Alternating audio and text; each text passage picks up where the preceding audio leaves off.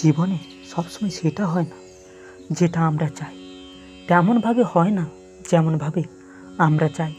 এবার তাতে আমরা দুঃখ পাই, নিরাশ হয়ে পড়ি, ভাগ্যকে দোষ দেই বা অন্য কাউকে বা নিজেকে। কিন্তু সত্যটা কি সেটা আমাদের জানতে হবে। এই সংসার নির্মিত হয়েছে পাথর দ্বারা এবং পাহাড় দ্বারা। তাই প্রত্যেক স্থানে ছোট ছোট নুড়ি পাথর তো অবশ্যই থাকবে। এইগুলো এড়িয়ে যাওয়া সম্ভব নয়, আর এই কথাটা আমরা সকলেই জানি। আর এইভাবেই আমাদের জীবনে নানান রকমের সমস্যা লেগেই থাকে। এর হাত থেকে কোনোভাবেই নিস্তার পাওয়া সম্ভব নয়। একটা সমস্যা এড়াতে যান, দ্বিতীয় চলে আসবে, দ্বিতীয় সমস্যা এড়াতে যান, তৃতীয় চলে আসবে, কিন্তু সমস্যা জীবনে থাকবেই, আর আপনাকে সাহায্য করার জন্যই থাকবে কোনো না কোনো রূপে।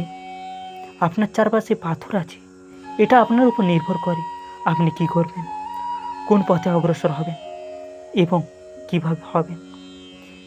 এবার দেখুন, এটা তো সবসময় সম্ভব নয় যে আপনার পদতলে ফুলের চাদরে থাকবে, এটা তো অসম্ভব। সেই জন্য উচিত এটাই হবে যে আপনি পাদুকা পরিধান করে জীবনে অগ্রসর হন। এর সারমর্ম এটাই যে যখনই জীবনে সমস্যা আসবে দৃঢ় হয়ে সম্মুখীন হন এবং এটা বোঝার চেষ্টা করুন যে এই সমস্যা জীবনে কেন এলো, কী শিক্ষা দিয়ে গেল। আপনার মধ্যে দোষ অবশ্যই থাকবে, তাকে গুণে পরিবর্তন করুন।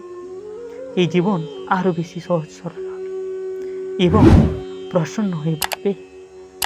রাধা রাধা।